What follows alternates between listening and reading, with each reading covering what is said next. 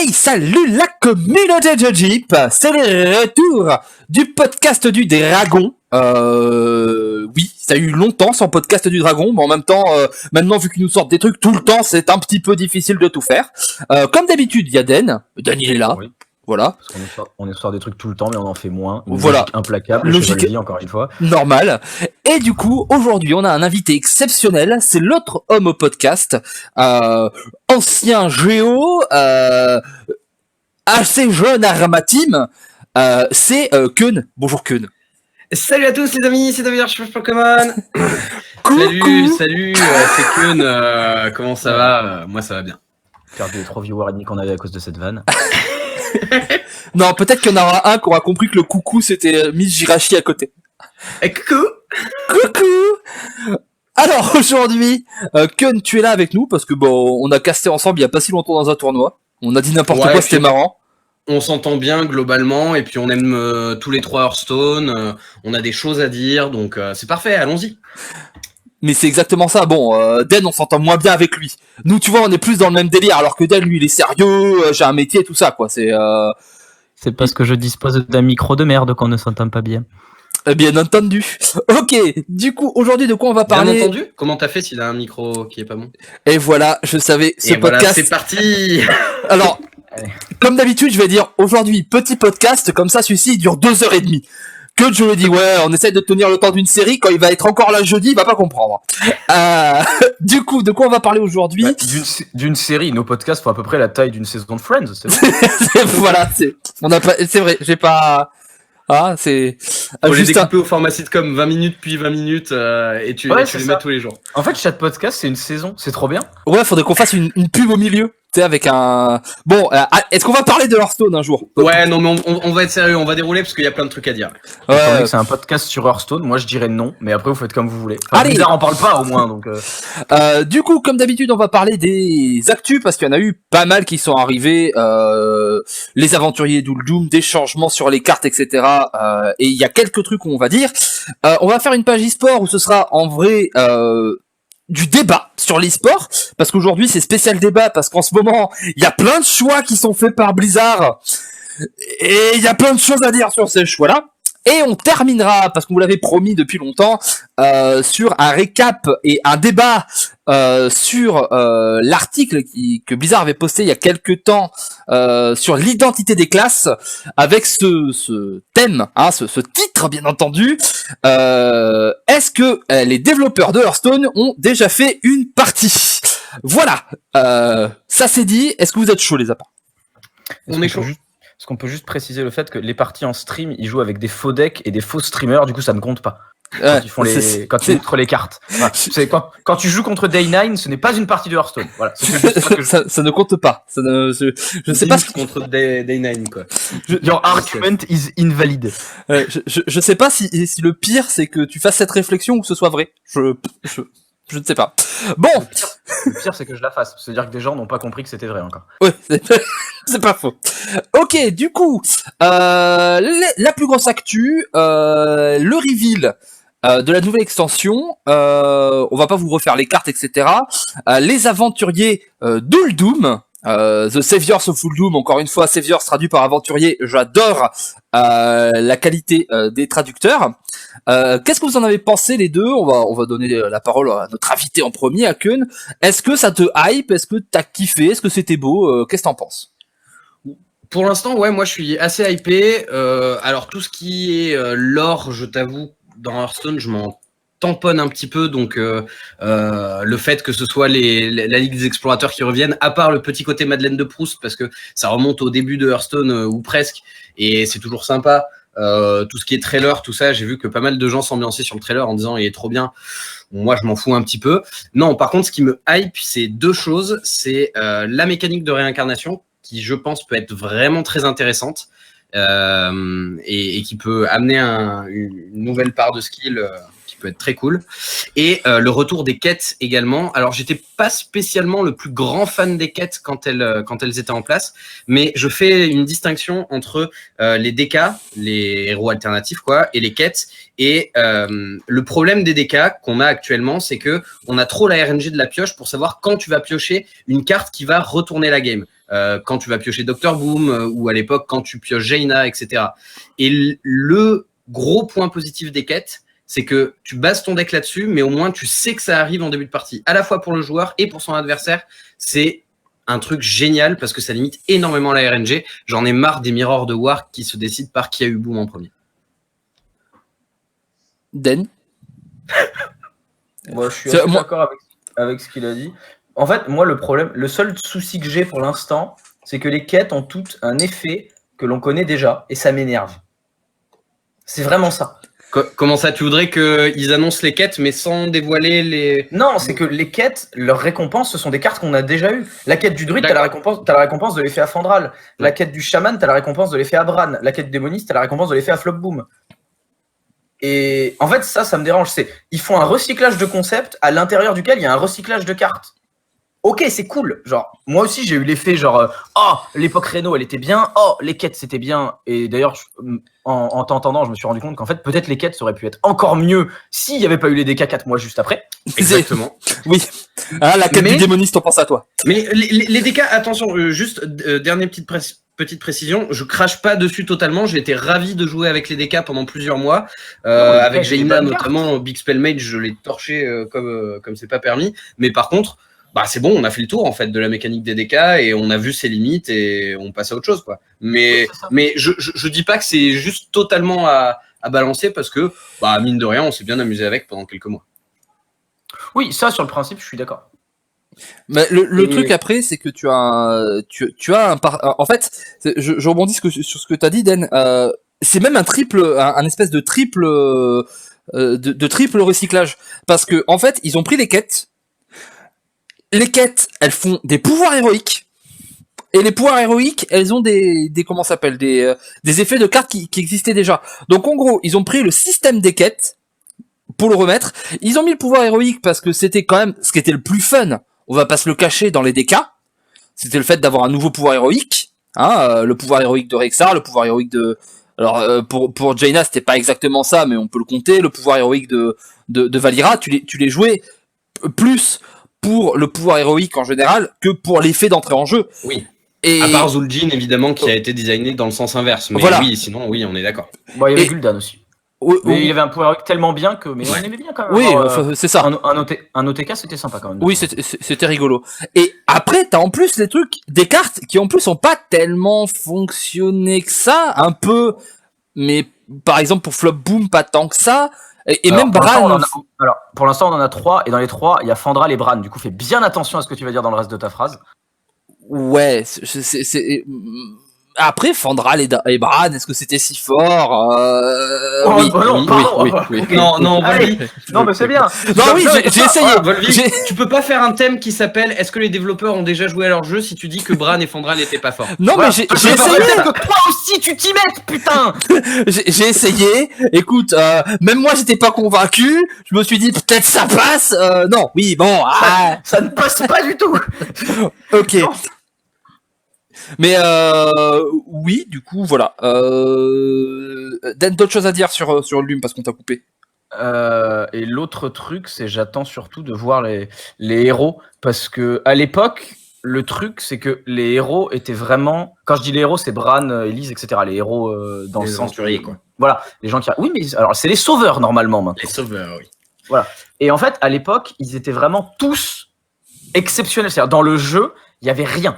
Il y avait rien qui faisait Reno, alors que maintenant il y a Nozari. Il y avait rien qui faisait Finlay, alors qu'il y a eu les DK depuis qui changeaient le pouvoir héroïque. Il y avait rien qui faisait Elise, alors que maintenant il y a As-Dukas. Du coup, il y a un petit truc où je me dis, à l'époque, quand ils ont débarqué et qu'on a vu les cartes, on a fait nouvelle mécanique. Oh putain, c'est trop bien! Alors que là, maintenant, quand ils vont nous dévoiler, je sais pas si je vais avoir la même réaction en mode, oh, nouveau truc, tu vois?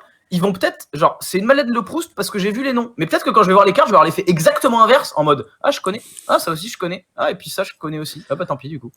D'ailleurs, est-ce qu'on peut parler du truc un peu bizarre? Moi, alors, vous savez à quel point je suis inconnu au niveau des designs et je fais attention à ce que les trucs soient liés.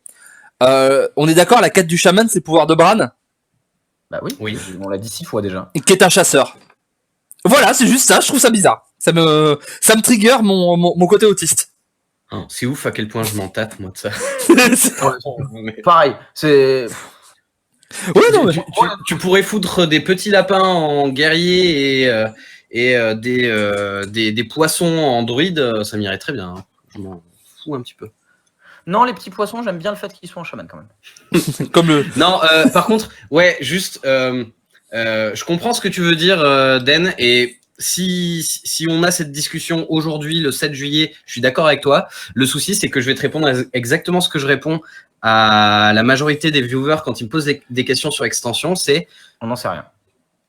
On en est à 1 mois de la sortie. Il nous reste encore énormément de choses à découvrir. Donc là, sur le principe, je suis d'accord avec toi. Et je pense que on va être assez peu surpris de cette extension. Je suis assez d'accord. Mais par contre, on sait jamais. On peut leur faire confiance et se dire que de base, va y avoir des nouveaux trucs. De base, je fais toujours confiance à Blizzard. Genre, c'est les mecs, ils ont créé le jeu sur lequel je fais ma vie maintenant. Ouais. Ils ont fait World of Warcraft. Genre, ils ont révolutionné le game. Ils m'ont permis d'avoir un métier en lien avec un jeu, etc. Donc moi, de base, genre Blizzard, c'est baé, tu vois. C'est tant que j'ai pas d'infos, je pars du principe qu'ils ont raison.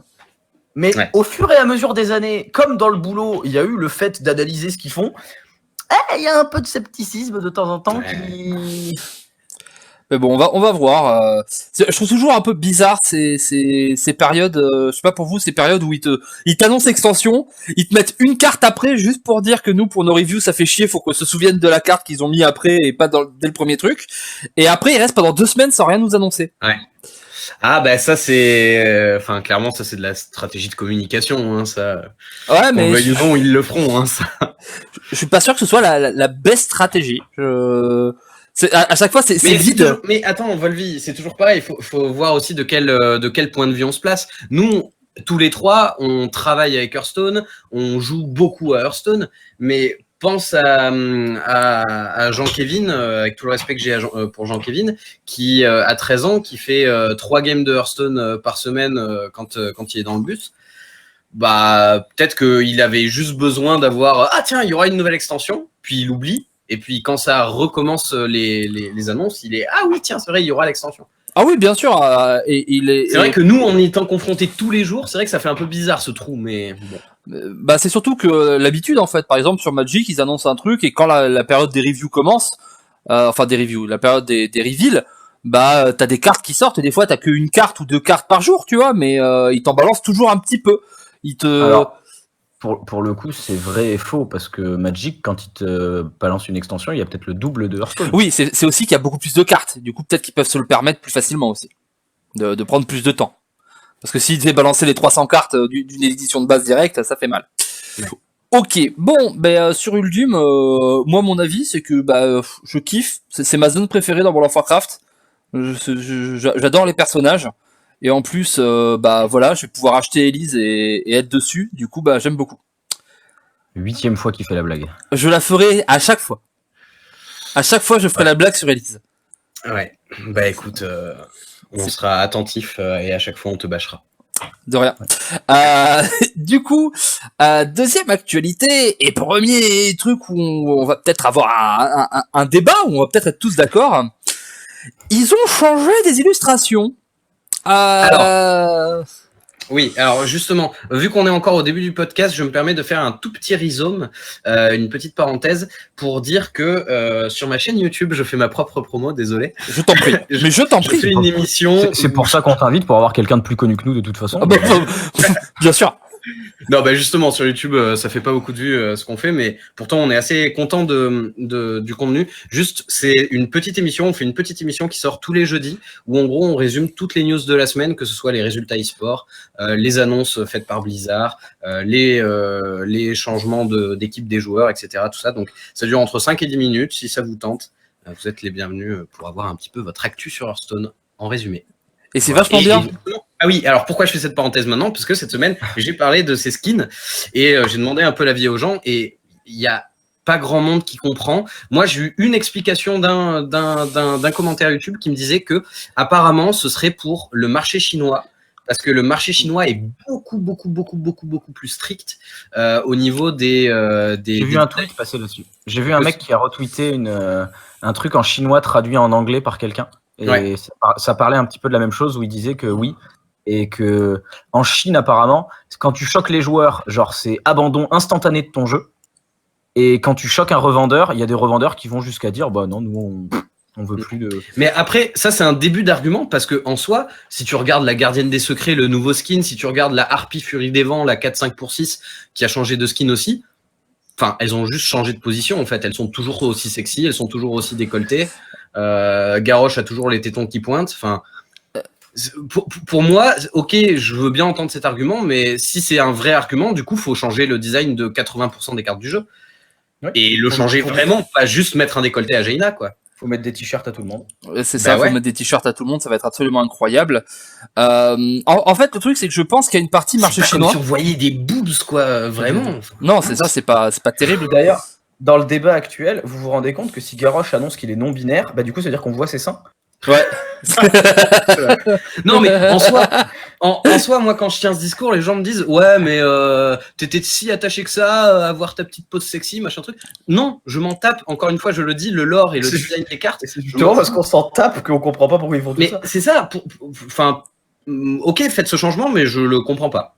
Le truc, c'est qu'il y a certains trucs, à la limite, je peux comprendre le lien avec le marché chinois.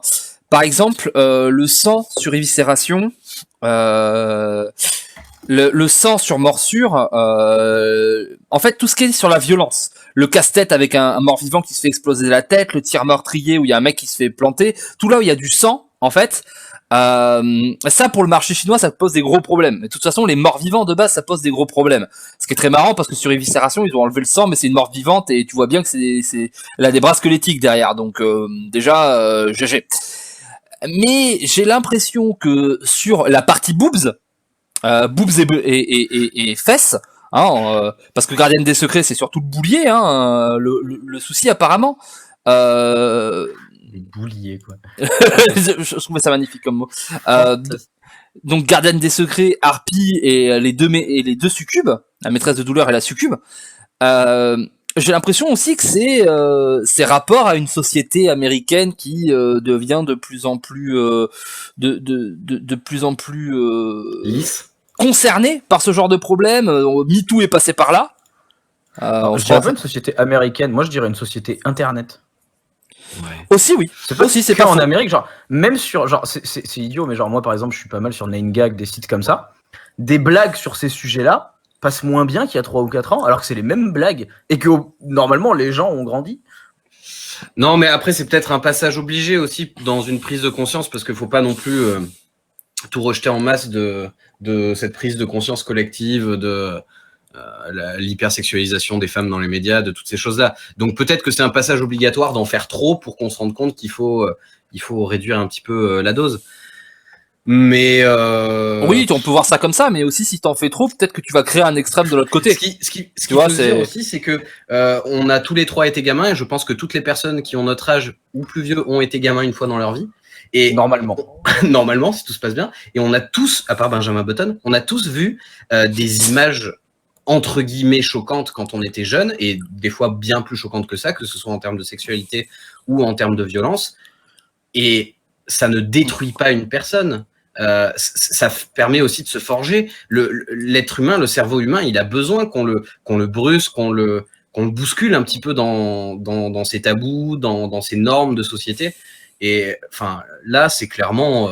Oui, et en plus c'est gênant là en particulier parce que tu vois si c'était encore des guerres humaines, tu vois sur la comment s'appelle la news de Judge Heap, il a mis notamment la carte tourbillon où t'as une guerrière humaine avec avec une fameuse armure de plaque bikini là qui lui cache que les seins avec des énormes seins qui sortent de partout. Ça encore je peux poser des questions parce que d'accord, est-ce qu'il y a vraiment une utilité à ce qu'elle soit comme ça? Mais là les cartes qui changent, c'est donc 2 succubes qui en fait sont là pour être à moitié à poil et charmer les hommes et en faire leurs esclaves. C'est comme si tu représentais une sirène comme Nadine Morano, quoi. Mais, ça marche pas. Mais c'est ça. Elle a pas de cousin. Monstre mythologique. La harpie, c'est pareil. Et on sait que les elfes de sang, elles jouent beaucoup de leur physique aussi dans le lore. Du coup, tu désexualises des trucs qui sont, en particulier pour les succubes, qui sont des trucs qui sont là pour être sexualisés. Elles ne sont que des objets sexuels faits pour Clairement, normalement, c'est elles rendent les hommes fous par le pouvoir de la séduction et ensuite elles leur font faire n'importe quoi. Normalement, c'est ça le truc. Mais oui, donc Du coup, si t'en fais des laidrons, ça va juste à l'encontre de l'esprit du machin. c'est bien sûr qu'elles sont over the top, mais c'est le principe. Et dernier truc là-dessus, tu veux que le faire de suite parce que tu vas l'oublier? Juste dire que la musculature de Malfurion me provoque des complexes. J'aimerais qu'on change ça. Oui, voilà, Garrosh aussi. Mais c'est ça. Comme tu dis, Dan, c'est équitable des deux côtés, du coup. Tu le dis en déconnant, mais si on commence par ça, bah c'est ce que je disais tout à l'heure. Autant changer 80% des cartes du jeu, parce que moi, je peux ouvrir ma collection de Hearthstone et vous montrer 90 cartes, 100 cartes qui sont, à mon sens, plus problématiques que celle-là. Donc bon, voilà. Encore une fois, c'est ça, c'est bizarre celle-ci en plus. C'est pas grave, mais c'est bizarre. Et moi, du coup, voilà, le dernier truc qui me touche un peu, c'est qu'en réalité, certaines de ces illustrations, j'y suis attaché. J'en ai notamment certaines qui sont sous verre chez moi, dans les cartes d'origine, parce que j'ai des plaques du jeu de WoW TCG, les plaques d'impression en fait, découpées et mises sous verre. C'est objet collector, c'est trop la classe. Et du coup, je suis attaché à ces il y en a qui font partie des changements ou pas? Voilà, oui, notamment, en fait, toutes les cartes changées, parce que c'est des cartes du début de Hearthstone, c'est tous des dessins qui ont été faits pour WoTCG. Ouais. Au tout début de Hearthstone, il n'y a pas un seul, sur les 3 premières extensions quasiment, il n'y a pas un seul dessin qui n'ait pas été fait pour WoTCG en fait. Ils n'ont fait que réutiliser les arts de WoTCG. Et voilà, j'en ai certaines qui sont, notamment la succube, je l'ai encadrée là au milieu d'autres cartes.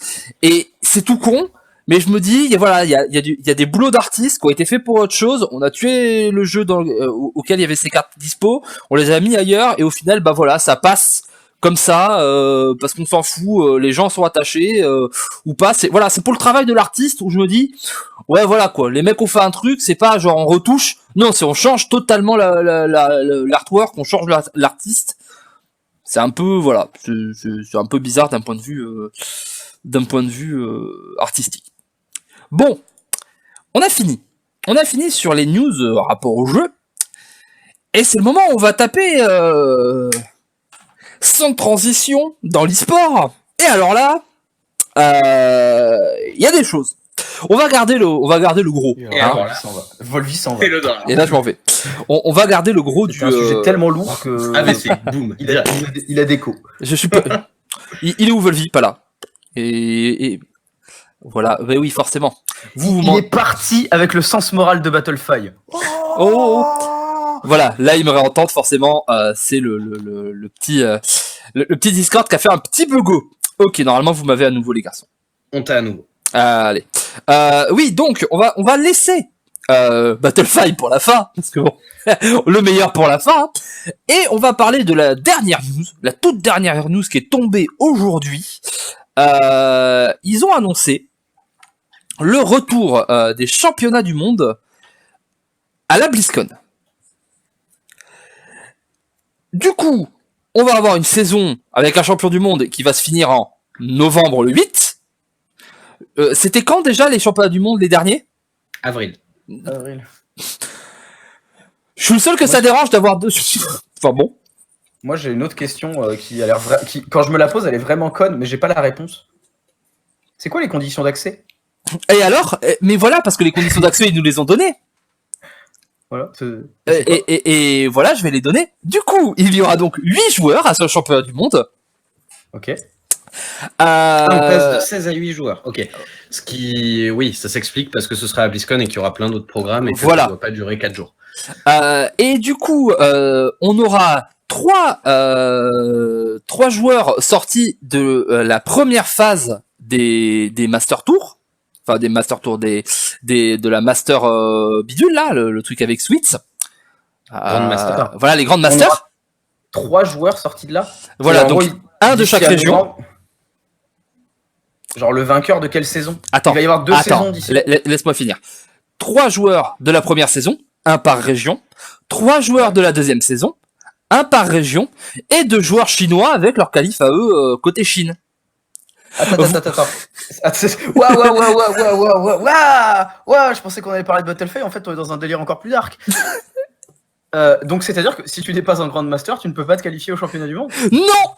Tout ce que tu fais ne sert à rien.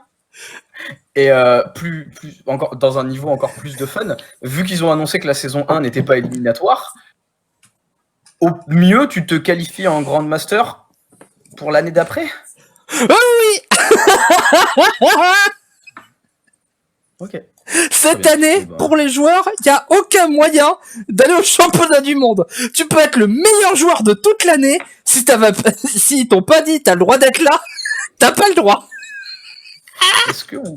Est-ce qu'on peut prendre genre une seconde pour discuter du fait que du coup, tous les joueurs qui ont accès au championnat du monde cette année sont ceux à qui on demande le moins de boulot sur l'année. Attends, je veux bien que tu m'envoies la news et puis on la mettra aussi en description ou je sais pas sur l'article du site où il y aura le podcast, mais ça me paraît très bizarre ce que tu nous racontes. Je te le ressors, ne t'inquiète pas. C'est une info officielle ou c'est un leak Non, c'est une info officielle. C'est le compte Blizzard Hearthstone qui l'a lâché tout à l'heure. C'est Non, attends, c'est dingue. C'est dingue parce que ça va à l'encontre quand même de leur philosophie de base qui est que sur Hearthstone, tu peux ne pas être le meilleur joueur du monde et quand même gagner et quand même monter parce que c'est un jeu qui est accessible à tous. Est-ce qu'ils ont réussi à faire en sorte que... Là, ça devient vraiment une petite élite qui se regroupe. Voilà, c'est très bizarre. Parce que vous l'avez pas vu, je viens de vous prendre le petit lien et je vous le donne. Tac tac, je vais vous le coller dans le Discord et pendant ce temps. C'est ouf. Pour moi, cette annonce, elle est là pour faire oublier la phrase Dr Boom n'est pas une carte inhéremment. J'ai le nom en anglais, je l'ai pas en français, mais frustrante à affronter. Moi, je comprends ça en fait. Genre, ils avaient besoin que cette phrase disparaisse. Il faut qu'on annonce un truc encore plus dégueulasse. Du coup, sur le jeu qui prône l'équité entre tous, on va détruire l'équité sportive. Voilà, du coup, je vais pendant que je vous laisse lire l'article vous de votre côté, je vais le traduire pour nos amis qui nous écoutent. Donc, ils nous disent nous sommes heureux de vous partager que la BlizzCon sera la prochaine destination des finales globales de Hearthstone le 8 novembre. 8 joueurs se foutront sur la gueule au Convention Center de Anaheim en Californie pour le prize pool de 500 000 $. Le trophée et le titre de champion du monde de Hearthstone. Et le titre de champion du monde. C'est bien marqué en tant que... Vraiment. Oui, en tant que champion du monde. Ouais. Voilà. Alors juste, je l'ai en français l'article parce que j'ai tapé FR derrière si tu veux que je finisse de traduire. Je t'en prie. Des séries éliminatoires disputées au terme de chacune des 2 saisons des Grandmasters permettront à un joueur de chaque région de se qualifier pour la finale mondiale. 3 joueurs des Grandmasters se qualifieront donc au terme de la saison 1 et 3 autres à la fin de la saison 2. Donc c'est effectivement ce que tu nous disais. Les 2 derniers joueurs se qualifieront lors des éliminatoires du Gold Open Series de Chine qui auront lieu le 20 juillet et le 6 octobre. Donc, non. Ils ont même pas je suis désolé, attendez, parce que là... je vais avoir du mal à analyser parce que la nouvelle elle est juste beaucoup trop énorme. C'est incroyable, c'est incroyable. Et tu sais ce que ça veut dire en plus? Que tu vas avoir le premier championnat du monde où t'auras pas toutes les extensions de l'année. C'est avant la sortie de l'extension 3. Ça, alors à la rigueur, ça tu vois que ce soit qu'ils veuillent le remettre pendant la BlizzCon, je comprends. Il y a vraiment beaucoup d'arguments pour le faire et je pense que c'est une bonne idée. Donc à la rigueur qu'on ait une année de transition où ce soit plus court, c'est dégueulasse pour Hunter Ace parce que du coup son titre de champion du monde il dure moins de temps que les autres. Après il est capable d'aller chercher le doublé. Ouais, mais je peux le comprendre en soi. Mais là, ce système de qualification, ça veut dire que si t'es pas Grandmaster, faut être chinois. Si t'es pas Grandmaster, faut être chinois, c'est incroyable. C'est combien le temps pour obtenir un visa? Ben, je sais pas, mais faut se dépêcher là. Parce que du coup, là, il y a 2 ans, on a Tyler qui est parti en Asie et on a dit que c'était un des meilleurs moves compétitifs. Ouais. Moi, je fais rien en août, en soi. C'est voilà. Est-ce que c'est pas... C'est terrible parce que tu vois là on déconne etc mais moi ah non mais moi ça me fait pas rire ça parce que vraiment ça veut dire qu'il y a 32 personnes dans le monde qui ont un enjeu à jouer à Hearthstone. Tous les autres ça ne sert à rien parce que l'objectif ultime c'est le championnat du monde. On sait que il y en a très peu d'entre nous qui auront accès mais ça reste un horizon global à atteindre qui fait que tu as envie de faire des plus petits tournois pour te qualifier à des un peu plus gros tournois, pour des un peu plus gros tournois, etc. Si t'as que les grands masters qui peuvent y accéder, ça n'a aucun sens. Il y a un autre truc aussi qui est rigolo, c'est que les Grand Masters aujourd'hui, ils ont déterminé les playoffs de la saison 1. Tu penses qu'il y en a qui regrettent de ne pas l'avoir joué à fond ou pas?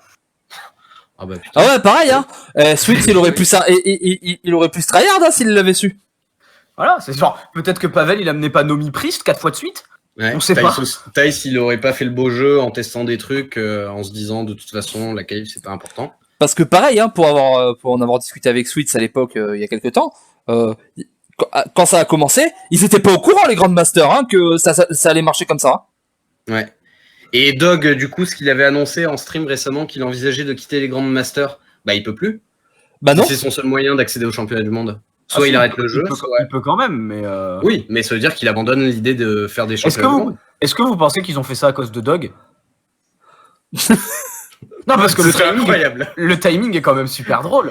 Le premier joueur qui dit je veux partir des Grandmasters, et 2 semaines après, la réponse qui tombe en mode si vous partez, vous pouvez plus aller au championnat du monde. La prise de décision beaucoup trop rapide, tu sais. Les gars, faut qu'on prenne une décision. Qui dit quoi? Non, mais on dirait que tu t'embrouilles avec un pote et tu lui sors un argument qu'il peut pas contrer, qui dit ok, et ben on se voit dans 6 mois alors. Mais non.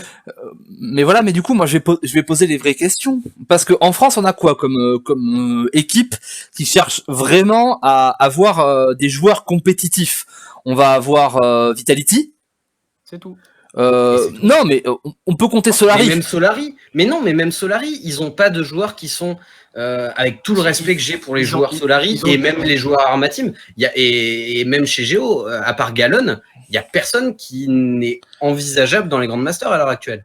Non, mais c'est pas envisageable, mais tu vois, mais c'est des personnes qui essaient de mettre dans les conditions et dont le but, par exemple, Trek, il est pas fait pour, mais malgré tout, il est chez Géo pour faire des résultats, pour aller chercher potentiellement un championnat du monde. C'est le but ultime. Pareil chez les gars chez Vitality. À partir du moment où ce but il n'existe plus, tu fais quoi en tant que structure en fait? Je sais pas.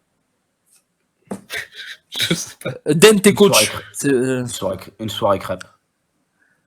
Si on en est là, sincèrement, une soirée crêpe. Bah, j'ai un pote qui m'a rapporté du sirop d'érable du Canada. On peut mettre du sirop d'érable dessus.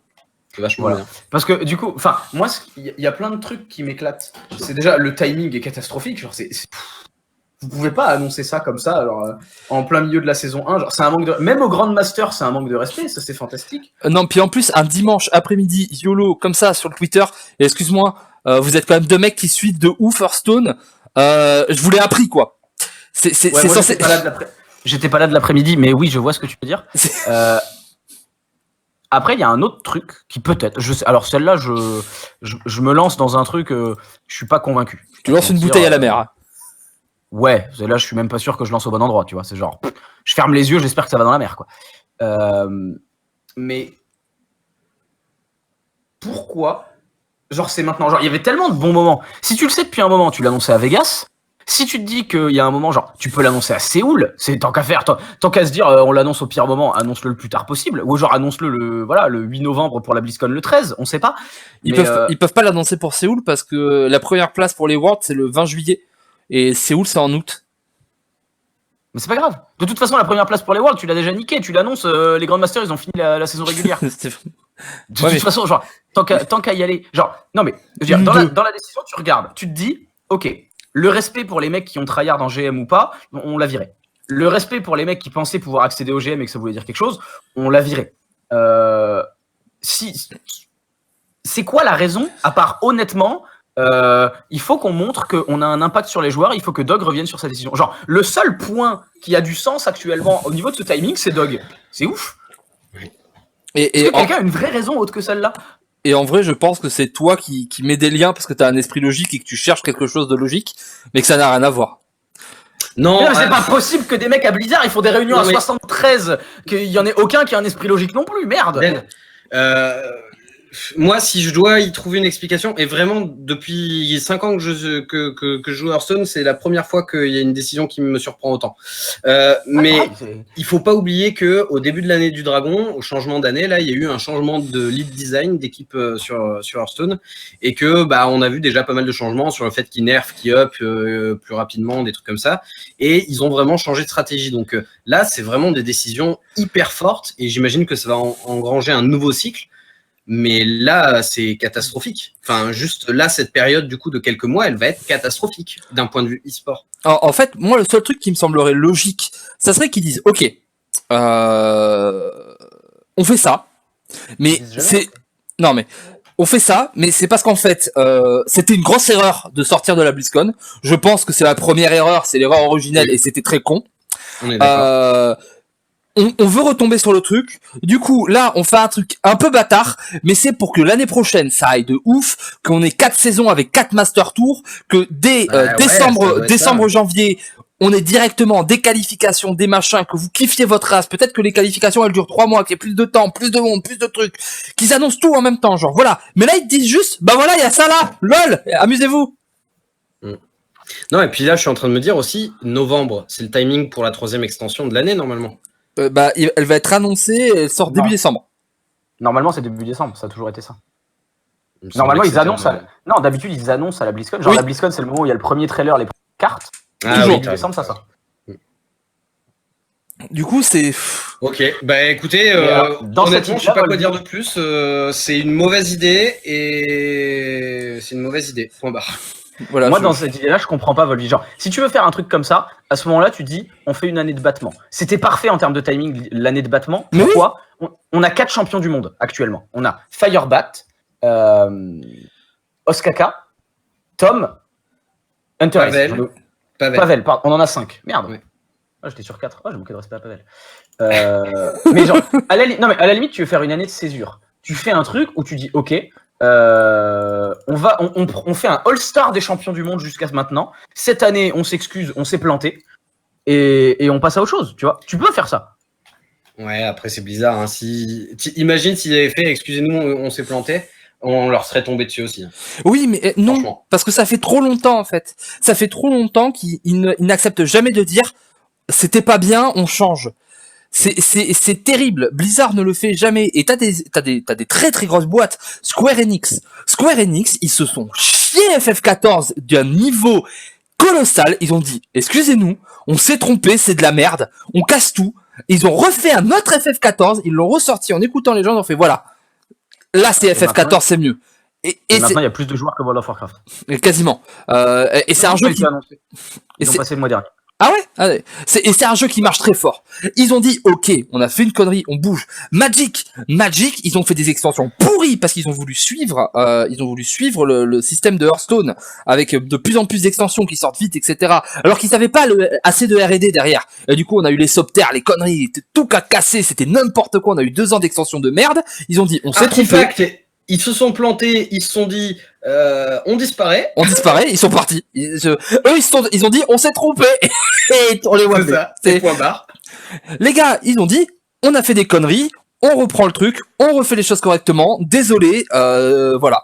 Blizzard ne le fait pas. Là, vous pouvez le dire, on a bien vu que c'était une connerie au début, mais alors, là on se dit parce qu'ils prévoient quelque chose derrière et dans l'éventualité, faudrait qu'ils acceptent de dire oui, on s'est trompé. Mais là, c'est même pas le truc. Ça se trouve, les mecs, ils pensent juste genre ouais, non mais ça passe, c'est bien, c'est ce qu'il y a de mieux pour le jeu. Les mecs ont pensé que le spécialiste c'était ce qu'il y avait de mieux pour le jeu.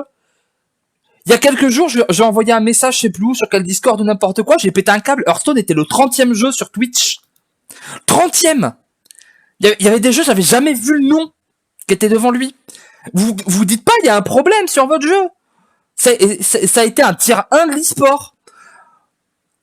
À une époque, t'allumais Hearthstone, c'était la folie. Et ça se casse la gueule et les mecs sont en mode genre, on va jamais dire qu'on fait des erreurs, on fait n'importe quoi, on ne dit rien. Moi, voilà, c'est bon. Quelque chose de plus à dire sur cette annonce aberrante ? Non, honnêtement, je vais étudier le sujet, je vais en parler avec pas mal de gens. Je vais le tweeter aussi. Et on va voir un petit peu ce que les gens en pensent, mais c'est vrai que là, j'ai l'impression qu'on est tous les 3 d'accord et je vois pas comment on pourrait ne pas être d'accord en tant que joueur. À moins d'être Grandmaster et de se dire Faudra demander à Sweet. Si t'es Grandmaster, je pense que tu te plains pas. Non mais tu peux pas te permettre de te plaindre, mais est-ce que tu peux vraiment te permettre de dire c'est legit? Parce que du coup, même si t'es Grandmaster et que t'es pas en playoff, tu peux gueuler. Ouais. Oui, parce qu'on te l'a pas dit. Moi, franchement, Den envoie un message de suite à Sweet. Hein. Je veux savoir son avis. Ah, moi, ce que je veux, c'est Patra en interview. Elle va enfin pouvoir justifier ses défaites. Ça, c'est pas gentil et c'est un peu sexiste. Pas du tout. Pas du tout sexiste. Elle a un visage d'homme. Oh non. Je me désolidarise des propos de cette émission. Pas moi. Du coup, ok. Alors là, on a le truc genre. J'enverrai un message à Sweet. On n'est pas d'accord. Il se passe des trucs. Ok, c'est n'importe quoi. Mais alors, maintenant, on va rajouter un niveau. Parce qu'on va passer au niveau Battlefy, c'est-à-dire on est au niveau mensonge, tromperie, arnaquerie. Et là, c'est un nouveau niveau.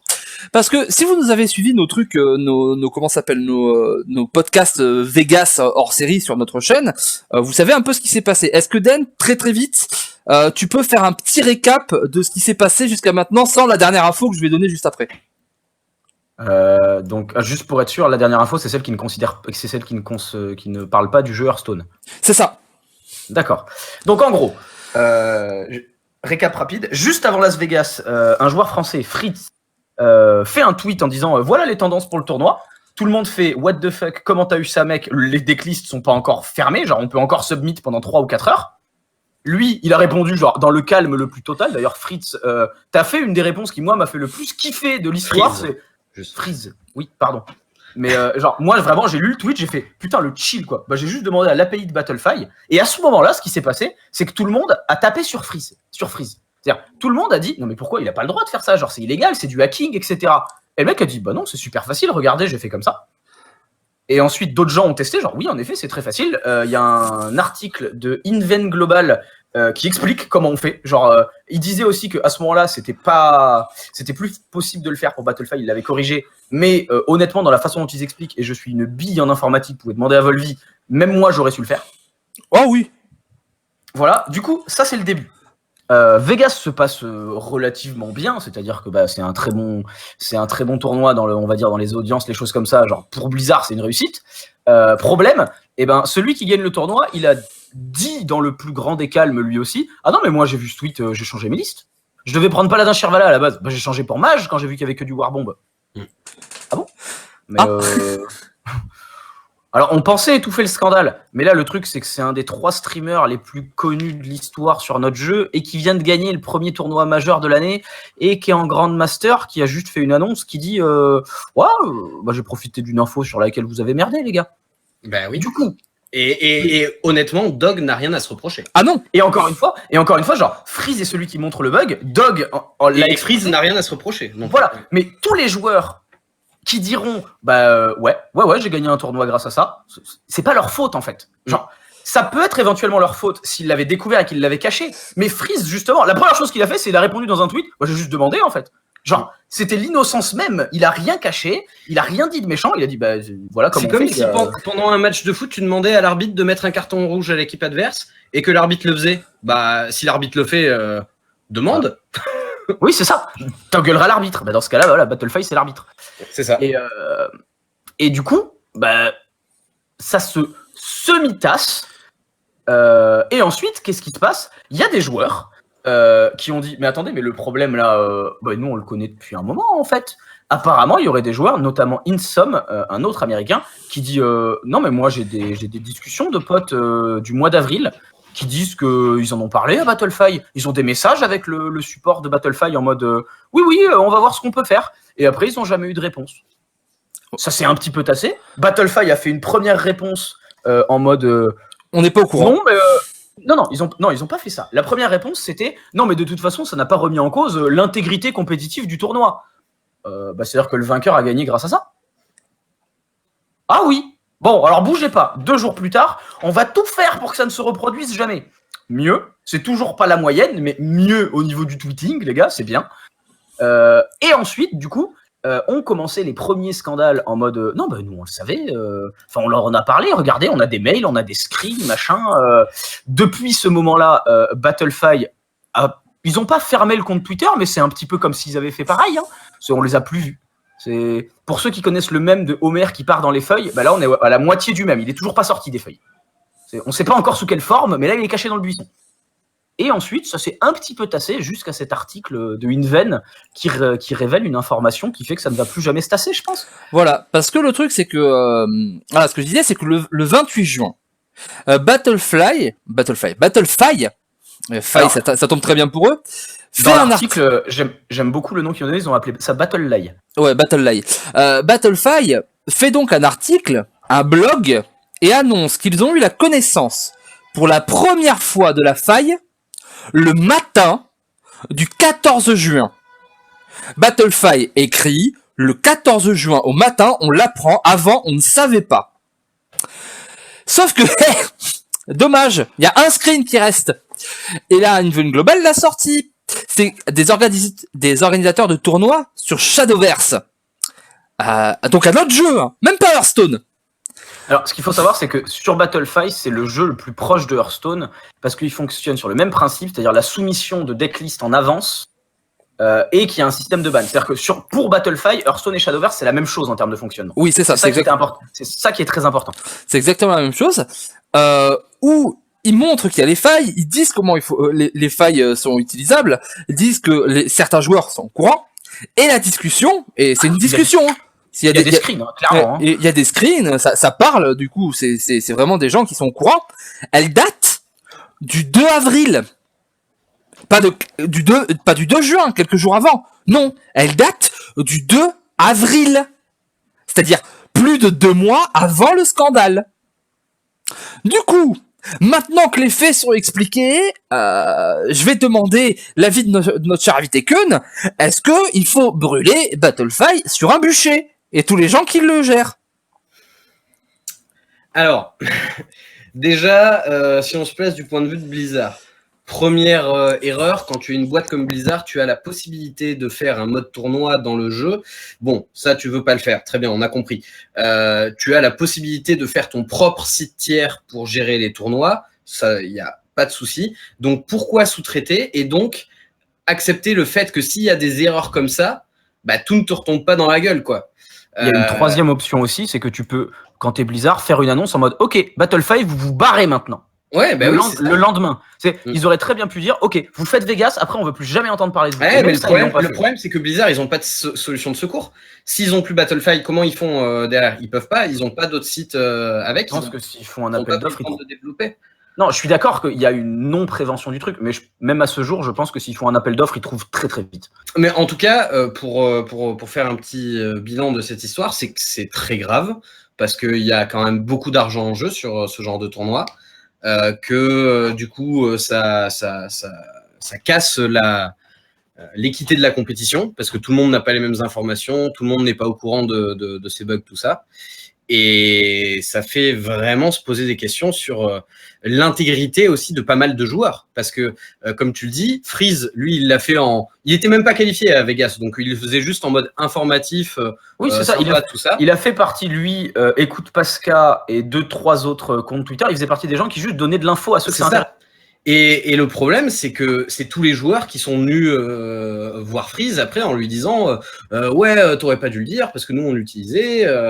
Il s'est fait bâcher. Hein. Il s'est clairement fait bâcher. Ouais. Et c'est honteux. Comme ça. C'est honteux parce que c'est des gens qui trichent quand même. Parce que le fait de profiter de ça comme Dog et de le dire, c'est pas de la triche. Le fait de profiter de ça sans le dire, c'est de la triche. Oui, alors très exactement, on appelle ça du recel d'informations. Et c'est tout autant condamnable. Ouais. Non mais bien sûr, Freeze, toi t'es un bon gars, si t'as besoin de quoi que ce soit, t'appelles le Volvi, je vais casser des têtes. Ne t'inquiète pas, tu es protégé. Parce que, non mais c'est terrible, en fait, le mensonge rajoute quelque chose de terrible. C'est que les mecs ont fait une énorme connerie, ils ont dit pardon, quand on voit qu'ils ont menti, ça se voit que leur pardon, il n'était pas sincère, leurs excuses n'étaient pas sincères, ils se foutent de nos gueules, ils regardent tous les joueurs compétitifs en leur disant lol, on se bat les couilles de vous, on a un gros contrat avec des gros chiffres avec Blizzard. Ils en ont rien à taper. Ça fout le bordel pour tous les mecs parce que c'est les chefs, hein, parce que tous les petits admins, etc., de tous les tournois, hein, qui passent des heures et des heures, eux, ça leur casse tout le boulot, etc., parce qu'après tout, voilà. Et derrière, ça pose des questions sur tous les joueurs. Ça casse tout. Moi, je me pose la question, c'est que la GA, c'était sur Battlefy ou pas? Parce que les deux Vitality, non, mais je sais, mais à chaque fois, tu vas te poser la question parce que les deux Vitality en haut, hein, peut-être qu'eux ils savaient, ou alors, attends, c'était sur Battlefy les Arma Cup, et à part cette fois-ci où les Wallis il a fait gaffe à le faire mettre dans ce sens-là, d'habitude chaque fois les mecs ils mettent leur deck avant. Putain, et c'est bizarre, hein, il y a des mecs qui sont vachement forts en Arma Cup et pas dans les autres trucs, c'est des tricheurs du coup. C'est quoi le délire? Alors, non mais c'est t'attaques un petit peu personnellement. Mais totalement. Non mais tu vois, le délire c'est qu'à partir du moment où tu fais ça, ton joueur qui gagne un tournoi, il y a le doute sur lui. C'est ultra grave en fait. Ouais, non, mais là, comme, enfin, j'ai l'impression qu'à nouveau, on est tous les trois d'accord, c'est que c'est quelque chose de très grave qui s'est passé, et il faut que Blizzard prenne une décision très rapidement. Soit qu'ils sortent un nouveau site eux-mêmes, ce serait pour moi le mieux, parce que du coup, ils seraient vraiment responsables de s'il y a un problème. Et puis sinon, de trouver un autre partenaire, mais il faut que ça aille vite, parce que là, Battlefy, plus personne n'a confiance, et les tournois peuvent pas bien se passer dans les jours qui viennent, quoi. Bah c'est surtout que si je me rappelle bien, Blizzard, ils ont racheté ESL, hein. Du coup, ils doivent avoir des gens quelque part qui étaient compétents. Bon, ils ont viré les 3/4 alors qu'ils ont fait des bénéfices records, mais enfin, je sais pas. Est-ce que vous avez quelque chose à rajouter là-dessus? Parce que je pense qu'on a tout dit sur ce sujet, à part dire que ces gars-là, voilà, c'est des mange-morts, c'est des sites, c'est les démons, non, c'est Majin Buu. Ouais. C'est voilà, on en a un niveau de fou, voilà quoi. C'est Cell, c'est Freezer les gars quoi. Ouais. Den, tu as le mot de la fin. Non, bah. Den il est dépité. Mais non, mais je sais même pas quoi répondre à ça. Genre, c'est ouf que pour l'instant, il y a eu aucune punition officielle. Ouais. Genre, que ce soit de n'importe qui. Genre, on aurait pu le voir à tous les niveaux. Genre, les joueurs auraient pu dire, ok, ben on boycotte les Open Cup pendant 2 jours, par exemple, histoire de punir le site. Personne l'aurait évidemment jamais fait parce que voilà, il y aurait des crevards qui se seraient inscrits pour avoir une Open Cup plus facile. Blizzard aurait pu dire, bah voilà, Battlefy, vous sautez instantanément, et puis on va trouver le premier site qui nous dit qu'il est d'accord pour le tenter. Je suis sûr que même Glory for Gamers aurait dit, bah d'accord, nous on va tenter, tu vois. Genre, ça a l'air bête, mais c'est des trucs du genre. Non, mais même War, ils auraient dit, vas-y, viens, on fait le truc. Voilà, c'est ça, c'est des trucs un peu bêtes. Mais en fait, moi, ce qui me choque, c'est au-delà de toute la situation, c'est le fait que genre il y a zéro réaction.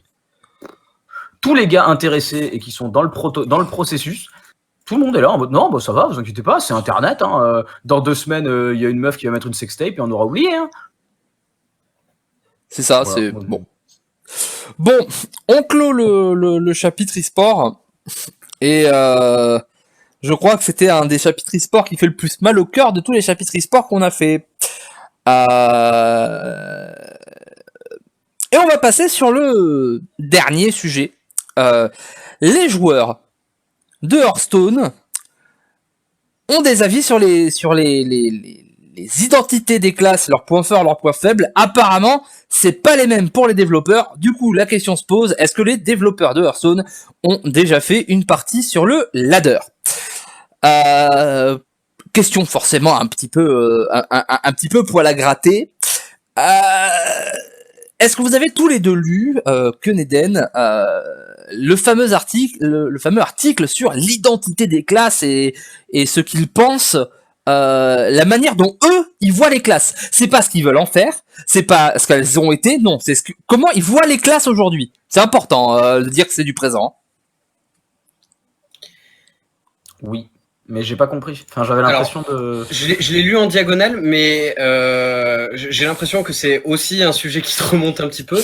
Pour moi, c'est assez anecdotique en somme parce que ils l'ont annoncé en même temps que la disparition et d'attaque mentale au Panthéon.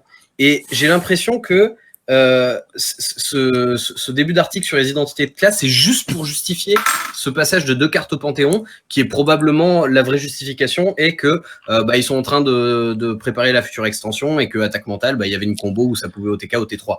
Voilà. Et du coup, il fallait le virer du standard. Et du coup, derrière, pour justifier ça, ils ont fait les points forts et les points faibles. Moi, à mon avis, ça a peu d'importance. En fait, j'aurais pu être d'accord avec toi si ils avaient sorti des classes pour chacun. Non, là, ils ont mis 2 cartes.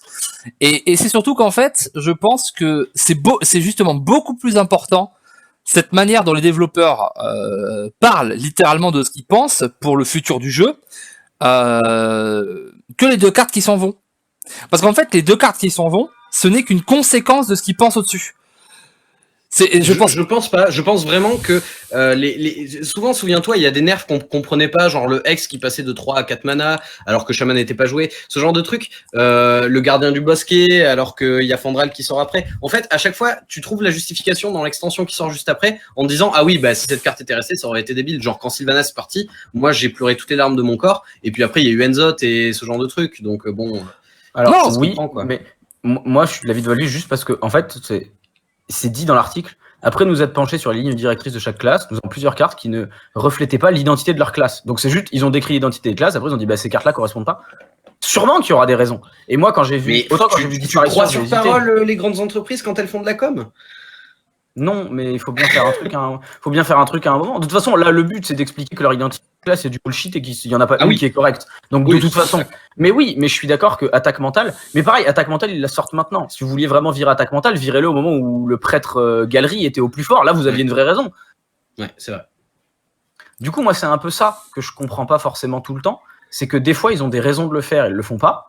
Et quand tout le monde est relax, ils le font. Du coup, évidemment, on prend la raison de il y a l'extension d'après machin. Sauf que là, leur phrase, c'est on s'est penché dessus et on a vu que ça correspondait pas. Du coup, je suis d'accord avec Volvic que normalement, la réponse va se trouver dans l'analyse des classes qu'ils nous ont faites. Voilà. Et du coup, est-ce que vous voulez qu'on les fasse par ordre ou on pioche un peu? Parce que je vais les faire par ordre parce que le pire, c'est que ça commence bien. Le druide, le druide, ils nous disent le druide, ses points forts, c'est la génération de mana. Ok, voilà. Les serviteurs géants. Ok. Oui, jusque-là. Les essaims de serviteurs. Ok. La pioche. La pioche de cartes. Ouais, il y a de nourrir. Ouais, ouais. Il y avait Fléau, peut-être qu'ils l'ont écrit l'année dernière. Peut-être qu'ils l'ont écrit l'année dernière, on s'est perdu. Et les bêtes.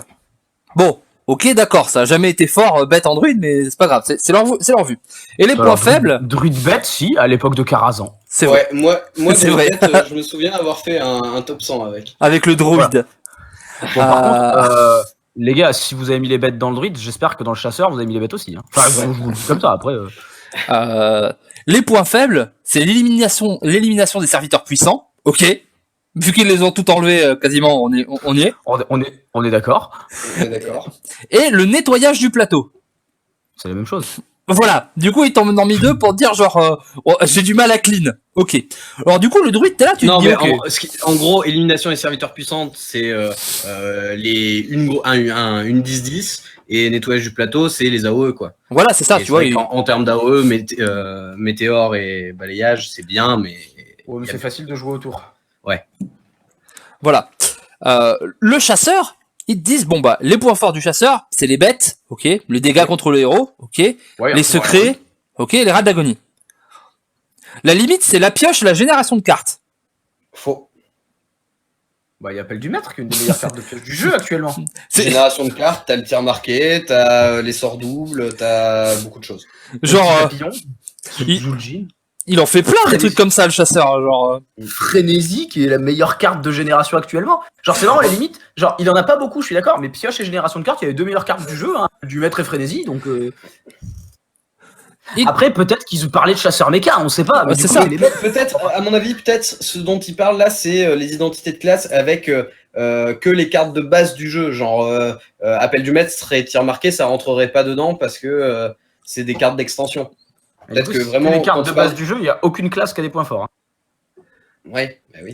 Oui, parce que Râle d'Agonie, chasseur, pas de Râle d'Agonie dans les cartes de base. Hein.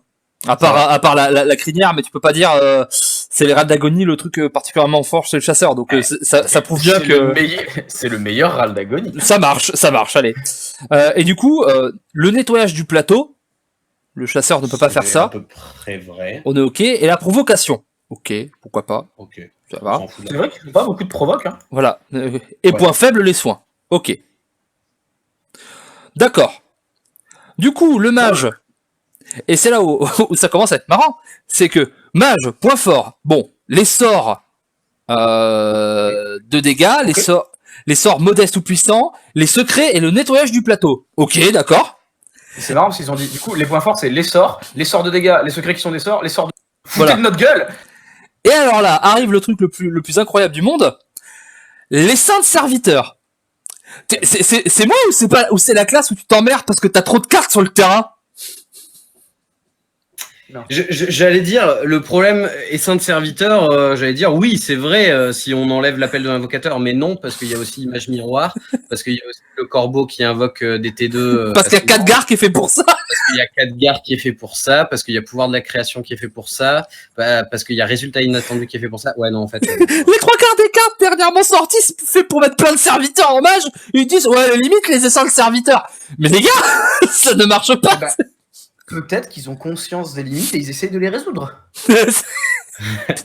Ah bah, ils y sont bien arrivés. Hein. On leur tire notre chapelle. Ils sont solides, les mecs. Hein. Ouais, c'est incroyable. Voilà. Alors... Et donc, point faible, soin, je suis totalement d'accord. Provocation, oui, bon, allez, s'ils veulent. Ouais. Et amélioration de serviteurs. C'est vrai, ils ne les améliorent pas, ils les modifient. Ils les modifient, ça va. Et alors, le paladin, celui-ci, c'est celui qui m'a fait le plus rire. Parce que, bon, point fort, essaim de serviteur, d'accord. Amélioration, affaiblissement, ok. Soin, oui. Bouclier divin, d'accord. Secret, pour toutes les classes à secret, ils ont mis secret, tu vois, c'est un point fort. C'est un point fort, c'est secret. Ils ont des secrets, point fort, secret. On va dire que c'est plus une particularité qu'un point fort. Mais c'est comme les saints de serviteurs en paladin. C'est une particularité de la classe, mais actuellement, il n'y a pas de bonne carte. Enfin, c'est pas le sort pour 5 qui te met 5-1-1 qui fait que tu vas gagner une game, quoi. Voilà. Du coup, limite, réduction de coûts, ok.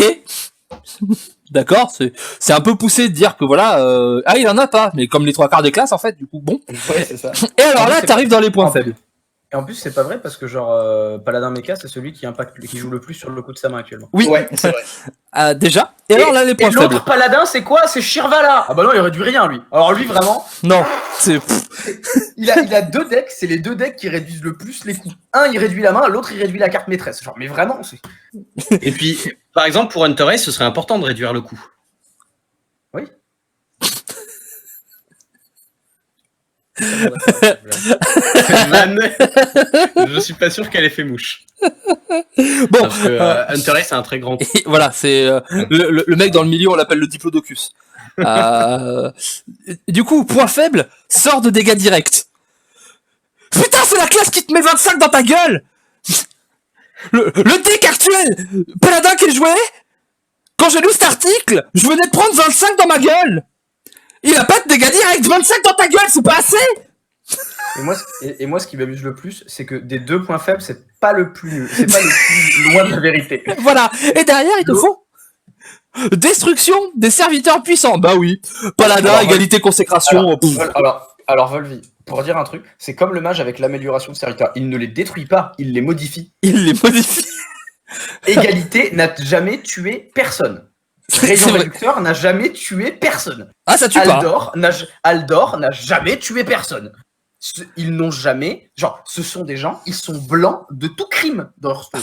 Voilà. Ce sont des affaiblissements des serviteurs. Ils l'ont marqué au-dessus. Tu vois, c'est derrière, tu les détruis pas. Juste, tu les... Voilà. Je pense que le paladin, c'est le plus aberrant. C'est les points faibles qui ont l'air aberrants. Mais sinon, non, ça va. Sur tout ce qu'ils ont dit, il y en a que 0 de juste. En soi, c'est moyen. C'est bon. Le prêtre. Le prêtre, on a le soin, ok. Sort ciblé mais puissant.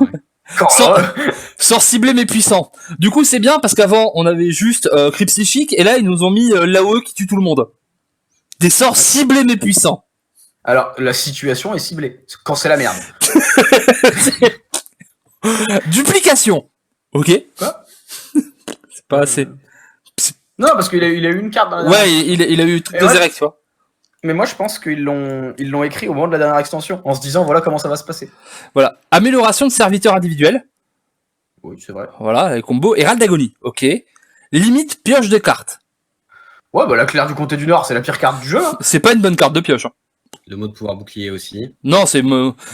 C'est vrai que Chef Nomi, dans toutes les classes, c'est quand même en prêtre qu'il a été le plus joué. Donc bon. Non, mais c'est parce que c'est pour ça que c'est pas une carte, c'est pas une classe forte. C'est parce que t'arrives pas à vider ton deck avec Nomi. Attends. Wait. Ouais. Mais limite pioche de cartes, ok. Et alors, point faible, sort de dégâts contre les héros, amélioration de plusieurs serviteurs. Alors vraiment, hein, sort de dégâts contre les héros. Celui-ci, ils l'ont mis pour enlever pour enlever l'attaque mentale, hein. Non, parce que, en duin, truc de l'ombre, là, on se souvient de toi, Jean-François. Et effectivement, il peut pas buffer tout le monde, il n'a pas d'aurore. C'est vrai. Bon, voilà, les voleurs, carte de combo, élimination de serviteurs individuels, pioche de cartes, armes, râle d'agonie. Et alors, il sait pas faire. Il sait Râle pas... d'agonie. Oui, râle d'agonie. Alors, moi, ma question, faudra leur demander un jour, mais est-ce que c'est du coup point fort ou carte dont ils disposent? Je pense que ouais, il faut l'entendre plus comme particularité, parce que point fort, ça ne marche pas en fait. Non. C'est nul. Le râle d'agonie en voleur, c'est nul. Hein. Pas bon. Voilà, et du coup, en point faible, on a provocation, soin, nettoyage du plateau et amélioration de plusieurs serviteurs. Ah bah oui, effectivement, il a pas d'horreur non plus, le voleur. Mais t'as vu, ils t'ont mis amélioration de plusieurs serviteurs pour dire, Van Cleef, c'en est un. C'en est pas plusieurs. T'as compte, tu vois. C'est absolument incroyable. Et alors, voilà, le chaman. Le chaman, je crois que c'est je crois que c'est le plus incroyable. Du coup, ses points forts, c'est les essaims de serviteurs. Ok. C'est vrai. C'est un peu vrai, mais moins vrai que d'autres, mais bon. Les sorts de dégâts, d'accord. Les totems, ok. Les élémentaires et les murlocs, d'accord. C'est pas des points forts, c'est juste des trucs qu'il a. Déjà, voilà. Point faible, pioche de cartes. Génération de cartes. Génération de cartes en chaman. Trop loin, non, vraiment. Keun, Agatha, c'est une carte mage ou Non, c'est une carte chaman. Et le murloc, c'est une carte paladin? Ouais, non. Non, c'est une carte. Non, ouais, ben non, c'est. Ouais, mais quand ils l'ont écrit, ils savaient pas encore qu'il allait avoir un totem qui laquait dans l'extension d'après.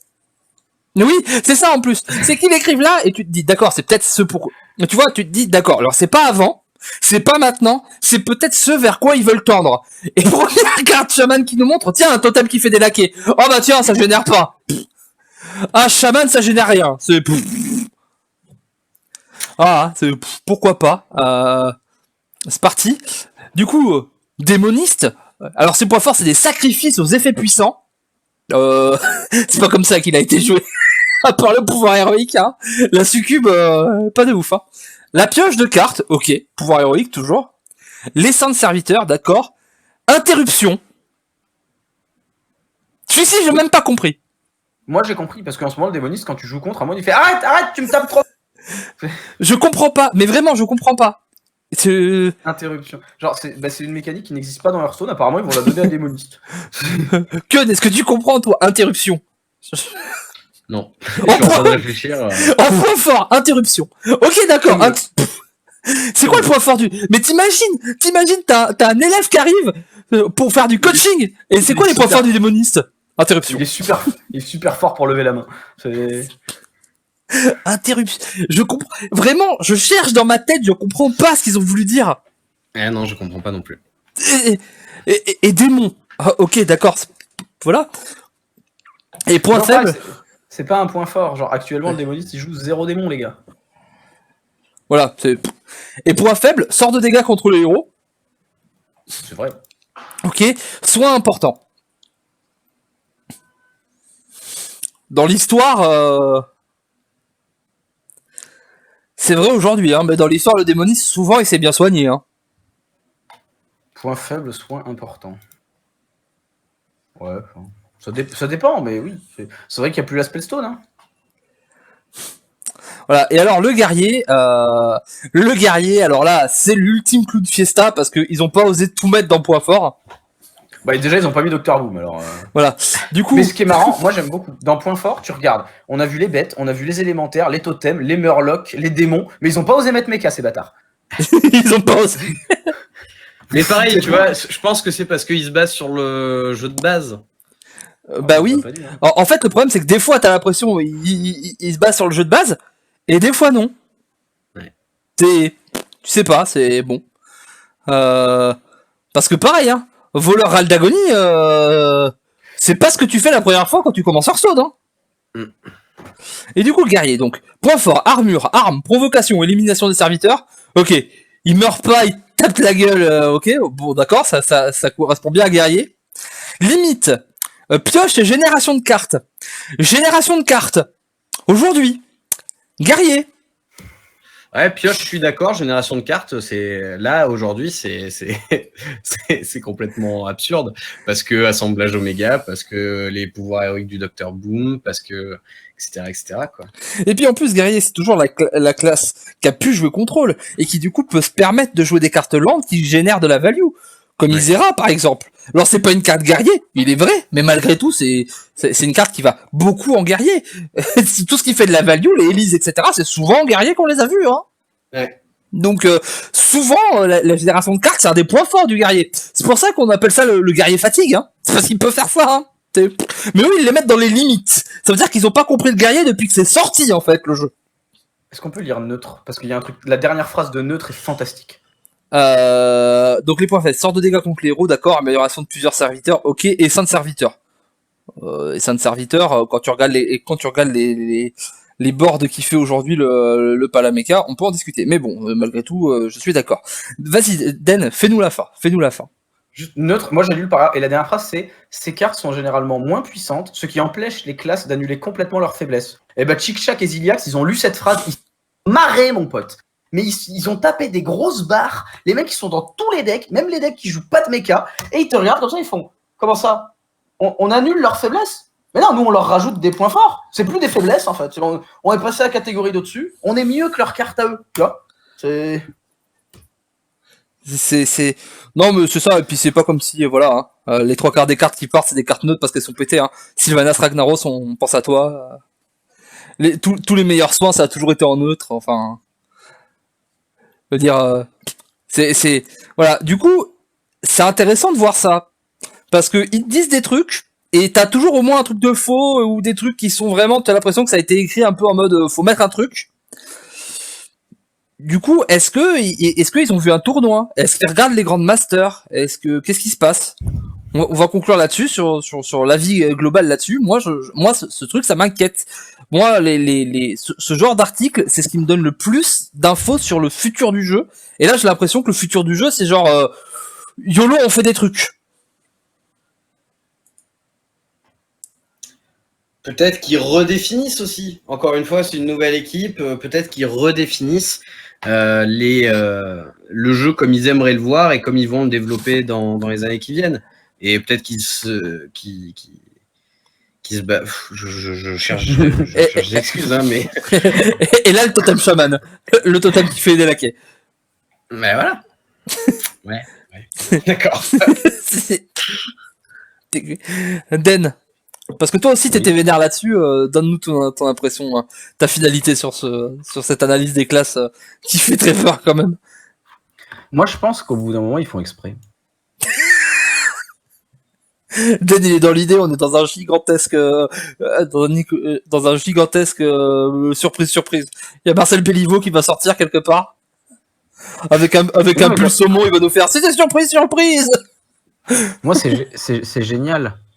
Genre il y a des phrases, genre le chasseur, leur potentiel offensif leur permet de passer en force avant d'avoir besoin de se protéger. Un secret ou un râle d'agonie bien placé peuvent leur permettre de prendre l'avantage. Mais le secret et le râle d'agonie, c'est les deux mécaniques les plus lentes du chasseur. Qu'est-ce que tu me racontes en termes de potentiel offensif?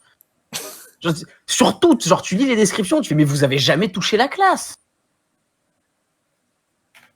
Leur arsenal polyvalent. T'as nerf tout ce qui était polyvalent, mon pote. Genre, il n'y a plus rien de polyvalent en Druid. Druid, il fait un truc, c'est poser des créas. Et t'as écrit que c'était les bêtes. Ben non, c'était les mechas. Raté. Mage, leurs options défensives sont limitées. Ils ont des zones, des gels. Ils peuvent générer des trucs, des taunts. C'est pas limité. Ils en ont tellement qu'il y en a, on n'arrive même plus à trouver la place dans le deck. C'est pour ça que vous avez inventé les sides. Il n'y avait pas assez de place. Genre, toutes, tu peux te le faire avec toutes. C'est vrai que peut-être que les phrases sont encore pires. C'est... Voilà. Voilà, pour les paladins, force et persévérance sont la clé de la victoire. Ouais, c'est beau, mais ça veut rien dire. Celle-ci, elle est dans la catégorie, ça veut pas quoi dire.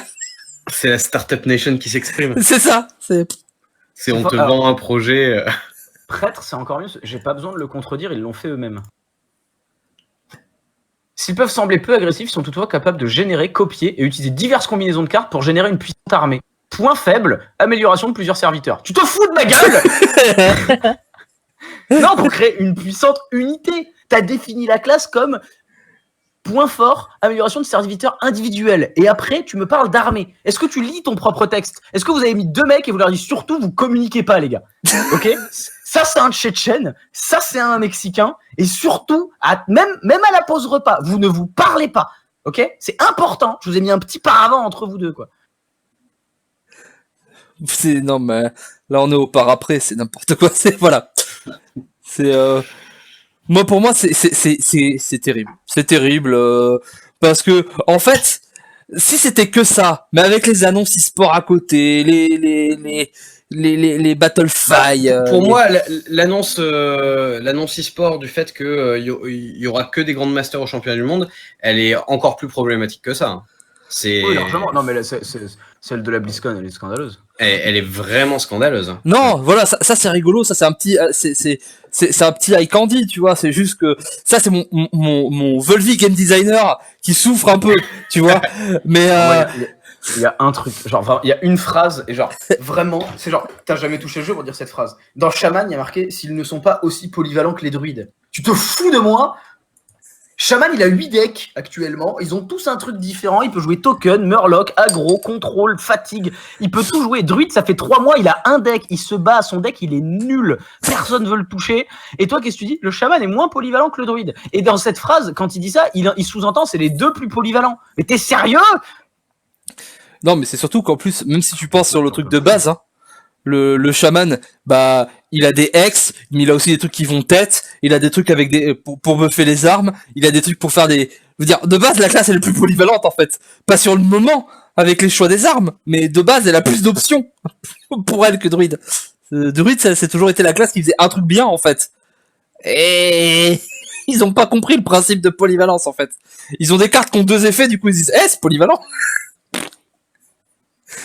Voilà, bon. Mais je pense qu'on a fini sur ce podcast qui était long, comme d'habitude. Ouais. Hein. Un peu déprimant. Un peu. La partie e-sport, elle a fait mal. Ah la petite carotte là du Switch, sors-toi les doigts pour la saison 2, elle a fait mal. Hein. Mais mine de rien, je reste hypé par la prochaine extension et le retour des quêtes. On verra bien ce que ça donnera, mais j'ai hâte de voir ça. Mais c'est ça, on est peut-être juste des mauvaises personnes. Franchement, peut-être on peut se hyper. Parce que regarde, ça fait des années, on n'a pas un seul Français qui passait les trucs où ils étaient tous nuls, ils se faisaient avoir. Là, on a un Français, il est en position d'être qualifié pour les Worlds. C'est vrai. Attends, c'est pas arrivé depuis... C'est vrai. C'est pas arrivé.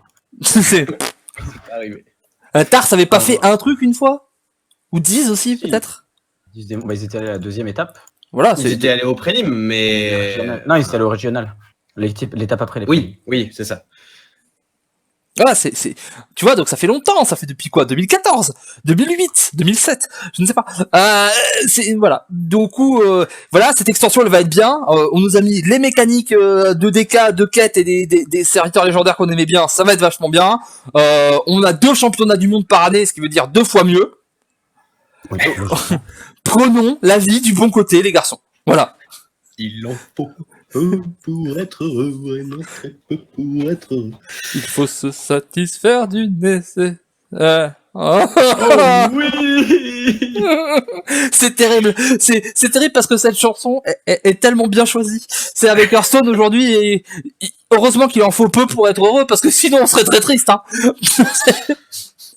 Et nous n'avons que très peu évoqué le plus gros problème de Hearthstone actuel, hein, qui est le spécialiste. Je sais pas ce que vous en pensez. Quel est votre avis ? On a déjà fait des tartines. Le spécialiste, c'est une catastrophe.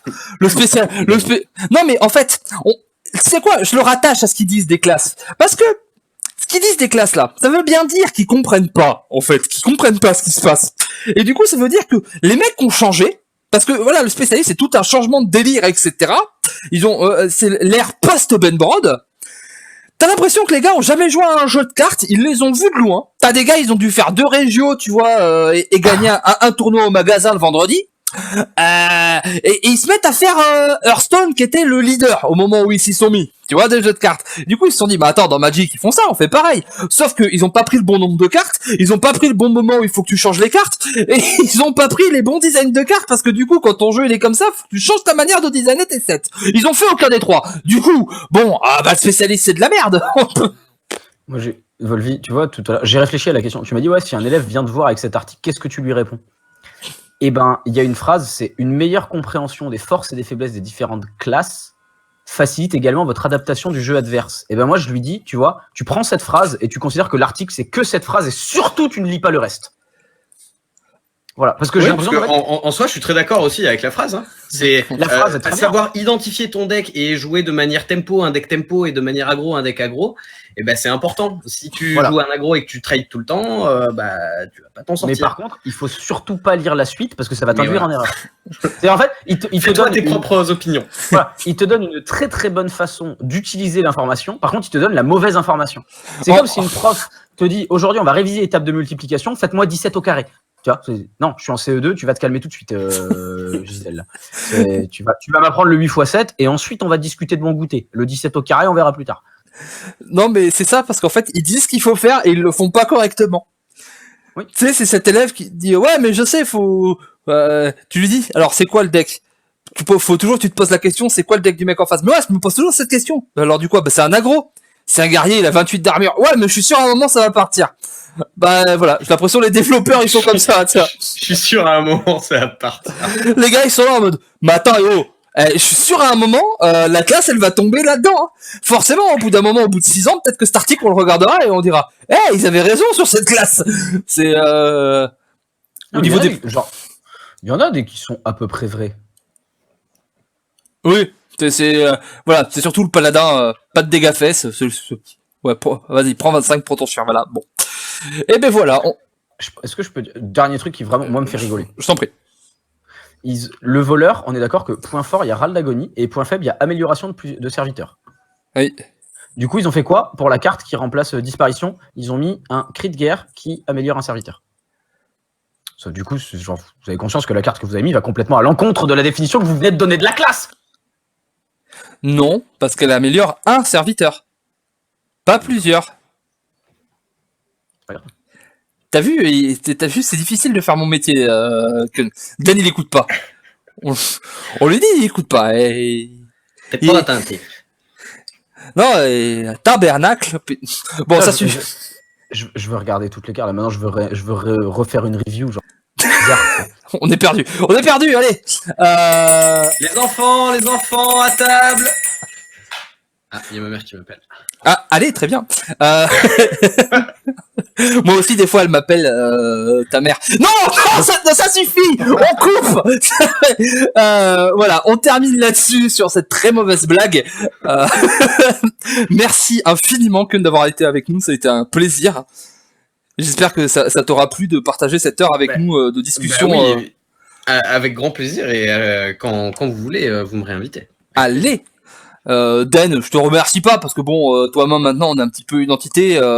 Moi je suis gras et toi t'es con et puis voilà, on fait une fusion absolument terrible. Gras con. Ouais. Un gras con. C'est comme une endive, mais en plus sexy. Ça n'a aucun sens ce que je dis. Excusez-moi, j'écoutais pas. Voilà, on vous fait à tous des gros bisous. On se retrouve très vite. Normalement, il y a les reviews qui devraient arriver. Ils vont nous balancer des cartes et d'habitude, ils nous balancent les cartes fois 8 milliards parce que c'est un petit peu des bourrins et qu'ils commencent la période de review toujours de plus en plus tard. La dernière, c'était 10 jours. Peut-être que cette fois, ils vont nous la faire en 5. C'est parti. Donnez Volvi, votre sommeil, vous l'oubliez. Ou alors vous faites des reviews des reviews à la talk et vous passez 32 secondes par carte, c'est possible. C'est une technique, c'est pas la nôtre. Mais on essaiera. On vous fait des gros bisous. Comme d'habitude, vous allez sur Joji pour absolument tous les news sur tout ce qui est Blizzard, Overwatch, tout ça. Des bisous les copains. Salut Kun, salut Dan. Salut tout le monde.